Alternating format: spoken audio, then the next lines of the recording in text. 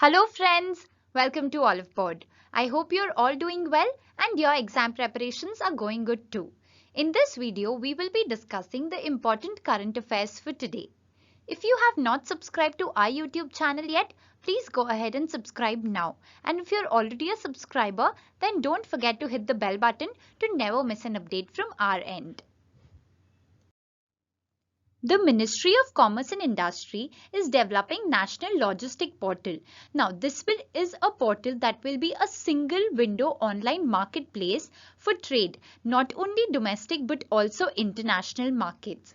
Now, it will link all the stakeholders like exporters, importers, and people involved in domestic trade, movement of goods, and all the trade activities. The four main components of this portal is first, the logistics e-marketplace. So this portal will act as a market which will be online. Then the logistics certification platform, wherein all the certificated related things will be issued. The third thing is the integrated regulatory platform. So all the things related to the regulation of trade will be integrated here at this platform, and the banking and financial services platform. So in case of a scenario wherein a trader needs a loan, so this will also be a platform that will include the services provided by banks and financial institutions. According to the economic survey of 2017 and 18, the logistics service sector provides livelihood or employment to 22 million people. So they said that improving this sector will facilitate 10% decrease in indirect logistics cost, and it will also ensure 5 to 8% increase in the exports. So that is very huge. And the aim to introduce this portal is to reduce this logistic costs from 14% of GDP to around 10% of GDP by the year 2022. As we know that the Indian Himalayan region is ecologically very sensitive. So, in the year 2017, Niti Aayog had set up 5 working committees to prepare a roadmap for action in 5 thematic areas. These 5 thematic areas were first, the inventory and revival of springs for water security. As we know that in the mountainous regions or the Himalayan region, we have water insecurity, we have less water, even though many rivers originate from these Himalayas. But whenever we talk about water, there is a less or insecurity in terms of water. So what Niti Aayog wants to do is to revive the springs or the hot springs that originate and are a source of water from there. Second is sustainable tourism. Now, as we know, there is huge amount of tourism that takes place in this Himalayan regions. So they want to develop tourism in a sustainable manner. The third thing is new shifting cultivation approach. So as we know that shifting cultivation takes place in the mountainous regions, to make sure that this does not degrade the environmental conditions of the Himalayas, there has to be an approach which ensures that there is no environmental degradation. Strengthening skill and entrepreneurship landscape, to ensure that the people from Himalayas are skilled enough and to provide them a landscape so that can increase their entrepreneurship. The last one is the data for informed decision making. Niti Aayog was launched in the year 2015 and the CEO of Niti Aayog is Amitabh Kant. According to a SBI report that was recently released, it is expecting the country's GDP to grow by 7.7%.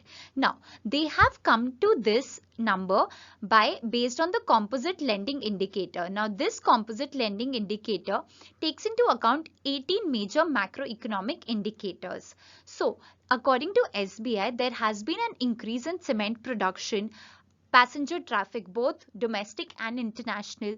There has been an increase in the sale of commercial vehicle like trucks and passenger vehicles like bikes and cars. There has also been an increase in non-food credit growth and the aircraft movement. So because of all these reasons, SBI is saying that the GDP growth can be around 7.7%. The GVA, which is gross value added growth, is expected to be at 7.6%. There has been a pull down in the headline GVA, that is because of the agricultural growth being weakened. INS Vikramaditya, which is India's only aircraft carrier, will be fitted with marine hydraulic system. Now this marine hydraulic system will be fitted by Russia's Rostic state cooperation. Now this is a step towards development of military technical cooperation between India and Russia.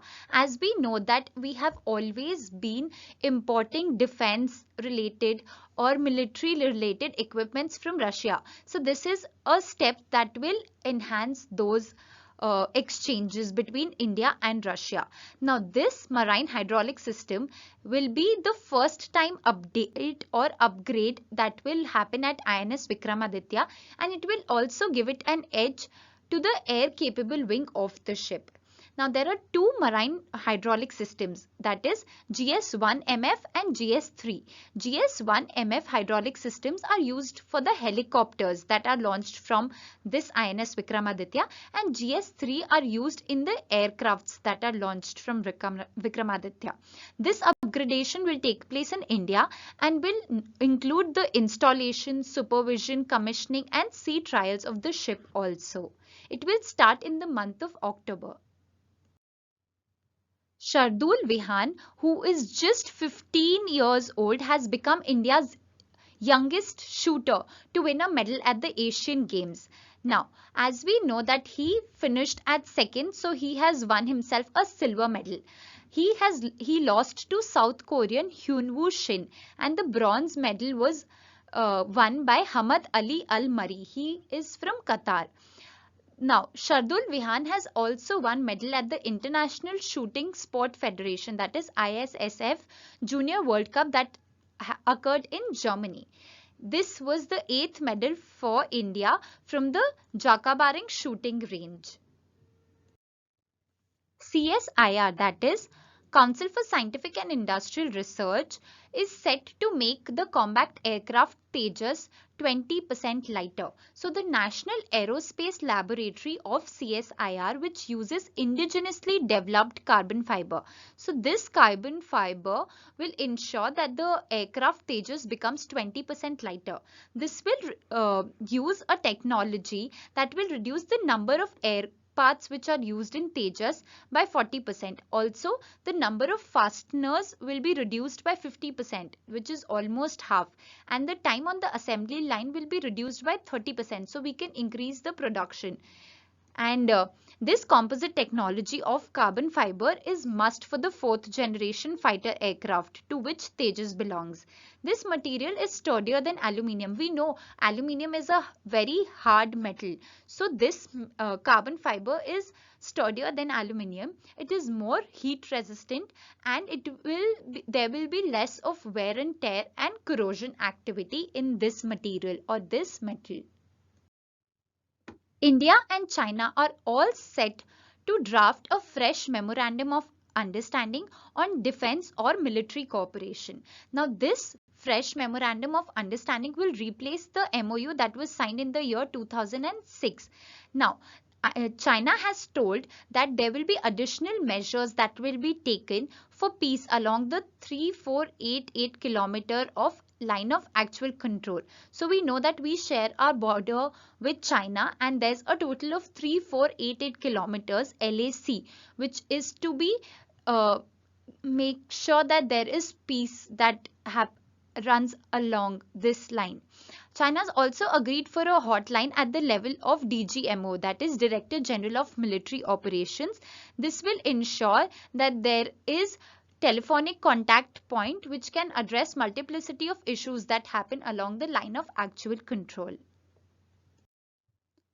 The Reliance Power Netherlands has won an international arbitration award worth $56 million or 390 crore rupees against two companies, which is Prestige Capital Holdings, that is a Seychelles-based company, and Cocos Jiang, which is an Indonesia-based company. This was related to a contractual dispute that happened between these countries, and it was with respect to the coal mines that are in Indonesia. So Cocos Jiang is a company based in Indonesia from whom Reliance Power had acquired economic interest in the coal mining. Now these coal mining concessions have a a total resources of around 1.5 billion tons, and they have a potential to produce up to 30 million tons of coal per annum, which is very huge. A 9-member panel that was set up by the Department of Telecommunications, being headed by A.J. Paul Raj, recommended that the 5G will be rolled out in India in the year 2020, and they also recommended that they have to release additional spectrum for 5G services. This panel suggested that we will be rolling out the 5G in the year 2020, whereas US will be launching 5G services by the end of this month. And overall, globally, 5G technologies are expected to evolve all the services by 2024. According to this panel, the 5G services will have a cumulative economic impact worth $1 trillion by the year 2035. They also made suggestions on regulatory policies when it comes to telecommunication, awareness program, in participation in international standards, major 5G trials, etc.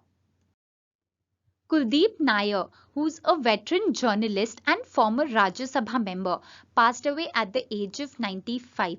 He was known for his stand against the Indira Gandhi government during the period of emergency, as he was the editor at the Statesman. He was also arrested during his vocal protest during that time. His first job was with Urdu Daily, and he's worked with more than 80 newspapers, which includes Pakistan-based Dawn and the Express Tribune also. He was also the former High Commissioner of India to the United Kingdom. That's all we have for you in today's video. I hope you liked the video. Please do share it with your friends and stay tuned to Oliveboard to not miss any update from our channel. If you have not subscribed to our YouTube channel, please go ahead and subscribe now. I wish you all the very best for your preparations and hope to see you soon.